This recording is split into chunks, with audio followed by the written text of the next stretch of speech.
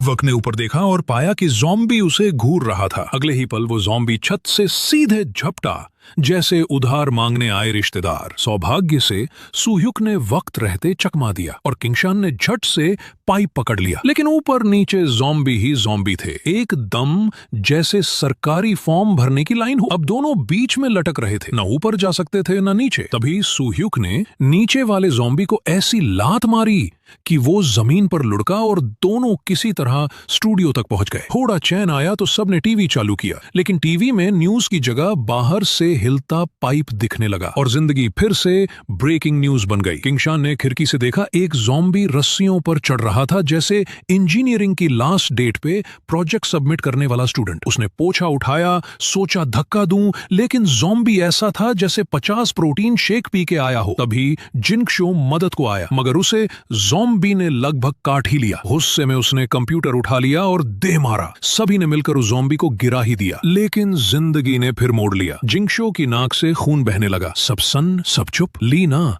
जो जिंगशो को पहले से नापसंद करती थी, बोली, मैंने देखा है इसे खरोच लगी है। जिंगशो सफाई देने लगा, अरे कंप्यूटर उठाते वक्त लगा है। किंगशान ने खुद जाकर चेक किया, पाया मामूली खरोच है। मगर लीना ड्रामेबाज निकली, बोली, नहीं ये तो ज़ॉम्बी बन गया है। अरे भाई, खरोच से अगर कोई ज़ॉम्बी बनता तो तोतों की दुकान के मालिक सबसे पहले बदल जाते। शिक्षक ने कहा, 1 घंटे के लिए जिंगशो को बंद करो, अगर कुछ नहीं हुआ तो वो सेफ है। जिंगशो ने खुद को बंद कर लिया। 1 घंटे बाद वो बिल्कुल ठीक था। अब सब ने लीना से माफी मांगने को कहा। घमंडी लीना ने हामी भरी, लेकिन चालाकी से अपने रुमाल में ज़ॉम्बी का खून लगाया और धीरे से जिंगशो के जख्म पर रगड़ दिया। एकदम सेप्टिक वाला पनौती। सबको लगा सुलह हो गई, पर जिंगशो फट पड़ा।